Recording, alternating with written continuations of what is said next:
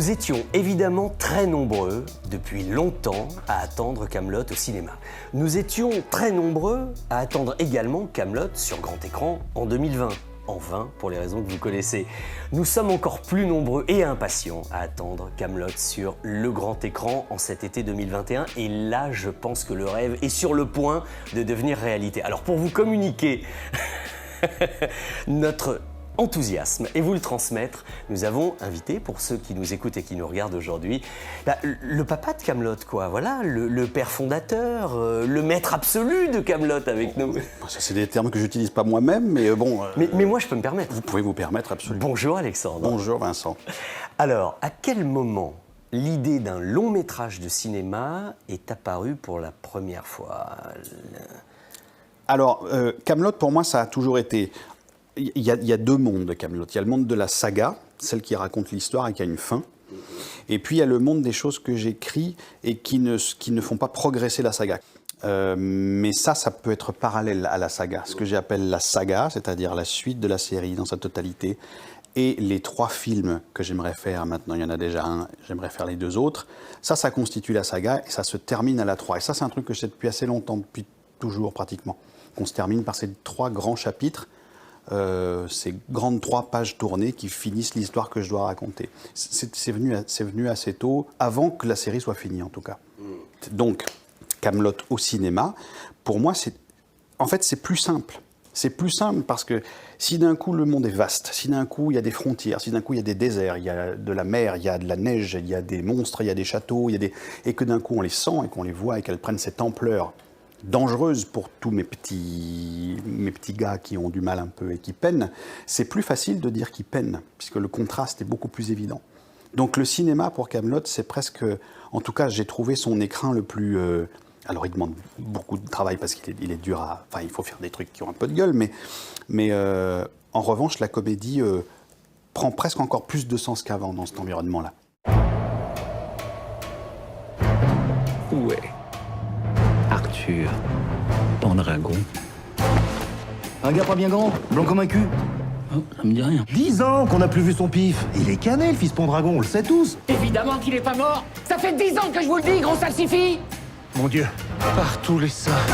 Non, commencez pas. Je suis absolument pas roi, il n'y a pas besoin de se lever. Alors après, il faut écrire l'histoire. Il faut évidemment avoir quelque chose à raconter. En gros, pour ceux qui découvrent un peu, qui ont juste vu la bande-annonce, et surtout pas pour en dire trop, on va se balader en gros d'où à où dans l'histoire.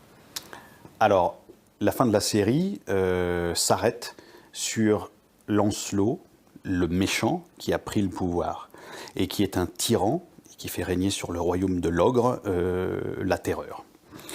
Et du coup, Arthur, pourchassé, est absent. On ne sait pas s'il est mort, on ne sait pas s'il n'est pas là. Et pendant 10 ans, personne ne sait où il est. Et pendant 10 ans s'organise, ma foi, une résistance, une collaboration, des attentats, voilà. Et du coup, ce film-là commence au moment où on a des nouvelles d'Arthur, qui n'est pas mort.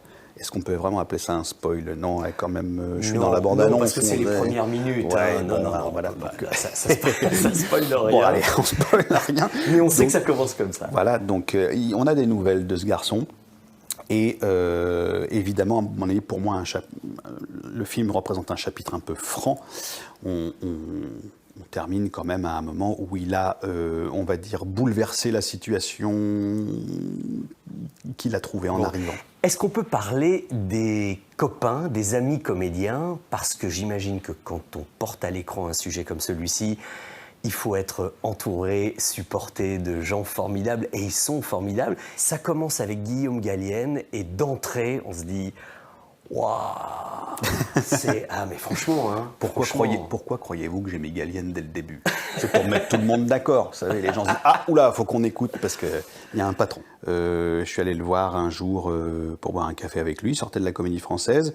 Et c'est vrai que comme j'écris pour les acteurs, j'ai pas tellement de personnages à remplir, en fait.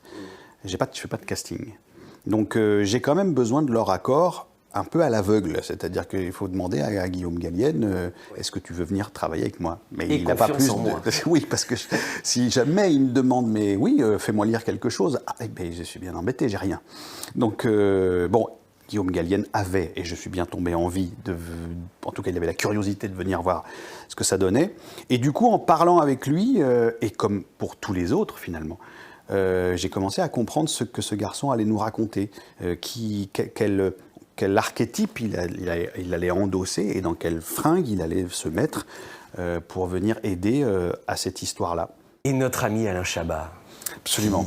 Qui revient, lui, de la saison 5. Voilà, oui, ça faisait longtemps, hein, mine de ça rien. faisait très longtemps. Oui. Mais on avait déjà dessiné bien son personnage. C'est un personnage auquel je tiens beaucoup, le personnage du duc d'Aquitaine, parce que...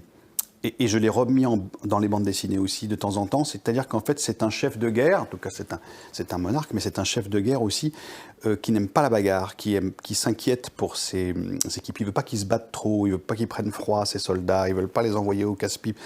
C'est l'anti-conflit, il veut jamais de conflit. Et ça devient un personnage très utile dans le film parce que c'est le premier allié qu'Arthur rencontre de tout son périple qui le ramène de très loin jusque dans son ancien royaume. Qu'est-ce que vous entendez exactement par « vous êtes de retour » ? Des fois que vous redeveniez roi. Quoi ? Pardon, mais ça nous a tous traversé l'esprit, hein. Sans blague. Vous ressurgissez, là, comme un beau diable. Alors que le royaume de l'ogre est opprimé par un malade tyrannique. Oui, c'est vrai que ça fait envie, quoi. Voilà, maintenant, si vous le sentez pas... Vous le sentez pas, hein. Quelqu'un comme Alain Chabat, on n'est pas finalement, on l'avait vu, on n'est pas totalement surpris d'une prestation comme celle qu'il fait. En revanche, Clovis Cornillac, il m'a quand même sidéré parce que on l'a jamais vu comme ça. Non. Et alors, côté dialogue, qu'est-ce que c'est ciselé ? Il n'y a pas une phrase qui fait pas mouche chez Clovis. Le truc, c'est que Clovis... je l'ai déjà vu sortir de très belles choses chez les autres. Des trucs, il a cette façon comme ça de les balancer sans trop leur donner une couche psychologique. C'est-à-dire qu'il sait balancer, il sait envoyer ces choses-là. Donc évidemment, ça fait envie de lui écrire des choses très renfrognées, un peu. C'est des petites lames de couteau à chaque fois qu'il envoie lui. Et peut-être pas trop gouré, ça lui a plu. Je crois que ça lui a plu de dire ça. Il y aurait moyen de réduire la voilure sur la connerie ? Le fils Pendragon est de retour. Ah bah qu'il vienne. Il faut tuer Arthur. Vous savez pas faire ça? Entraîner les troupes? Il n'était pas question de laisser la musique à quelqu'un d'autre. Ah non. Non. Oh non, bah non. Philippe Rombier est rentré chez lui. Mais Philippe c'est Philippe Rombier. J'adore Philippe Rombier, il est bien meilleur que moi d'ailleurs, mais je veux dire, on s'en fout. C'est mon... Ah non, ne m'enlevez pas ça, s'il vous plaît, ne m'enlevez pas ça. Oui, mais quand même, vous étiez conscient que là, c'était un gros chantier, là, parce que... Oui, c'est une heure de symphonie, c'est une heure de symphonie. C'est capital. Donc, il n'y a pas un moment donné où vous vous êtes dit, oh putain... Ah si. Ah non, si la nature de votre question, cher Vincent, si la nature de votre question c'est est-ce que je me suis déjà dit oh putain, je pense que je me le suis dit 1 million de fois entre le début et la fin de la production, parce qu'effectivement si je me disais waouh, vous savez, c'est ce genre de travaux-là, tant que vous êtes caillou après caillou, ça vous paraît pas gros, mais si vous commencez à regarder le mur qui vous reste à construire, ça vous arrêtez. Oui. Mais la musique, je pense que c'est pratiquement mon étape la plus heureuse du film. Ah oui. Ah oui. Pourquoi ? Alors il y a eu un gros travail solitaire, parce que bon, il y a eu la composition bien entendu, mais il y a eu l'orchestration qui est presque beaucoup plus chronophage. Oui, parce que je précise, vous orchestrez. Oui. Et puis après, il y a l'Orchestre National de Lyon, il y a ces jours qu'on passe à enregistrer cette musique, à la laisser diriger par Frank Strobel qui a pris la direction sur cette étape-là, à la mixer, à l'entendre, à écouter, à essayer de chercher la meilleure façon de faire ci, de faire mi. Et ces quelques jours que j'ai passés à l'enregistrement de la musique du film sont vraiment des jours dont je garde un souvenir merveilleux. Vraiment.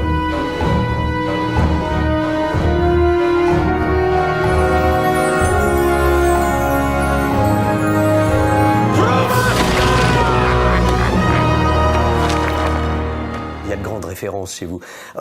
Il y a JW, un petit peu, John Williams. Un petit peu, misère, non, pas un petit peu. C'est l'ultra patron pour moi, John Williams. Alors, je sais qu'il y a des écoles un peu comme ça, il y a des gens qui préfèrent Zimmer, des gens qui préfèrent... moi, c'est Williams sans aucune hésitation. Et puis, avec un homme comme celui-ci, avec Sting, on parle de musique ou on parle que de cinéma ou on parle que de son rôle? Alors, le camarade Sting, quand il a un français très, très approximatif, donc quand je lui ai proposé de jouer en français, ma foi, ça l'a intéressé, certainement rendu curieux pour le challenge aussi. Donc, en fait, il avait ses répliques enregistrées sur son téléphone, que je lui avais faites, moi, pour qu'il les travaille, et pour qu'il travaille le ton et tout ça. Il posait beaucoup de questions sur le sens de ce que lui répondaient ses camarades comédiens en face de lui, ou moi-même quand je jouais avec lui. Il s'accordait, c'est un type il est arrivé, alors évidemment quand il arrive sur un plateau, il a une aura ce garçon, parce que je pense qu'il doit faire 50 cm de plus que moi, bon vous me direz c'est pas dur, mais si, il le fait.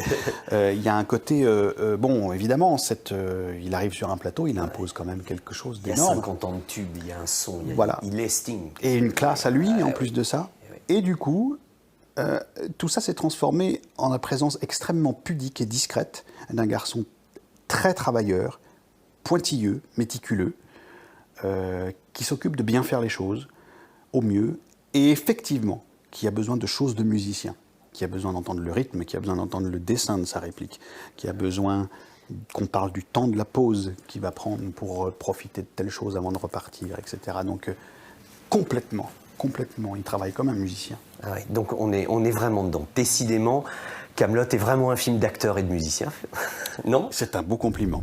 Non, parce que moi, quand je lance, je lance.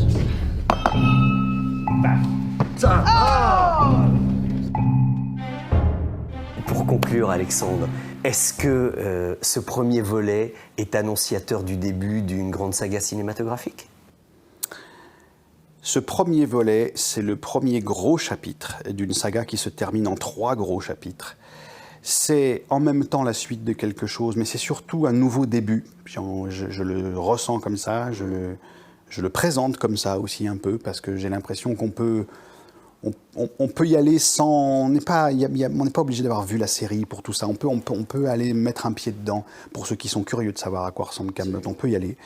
Et j'espère que effectivement, c'est le début de ces 3 grands chapitres que je voudrais faire au cinéma. Eh ben, vous n'avez pas fini de dire... Oh putain...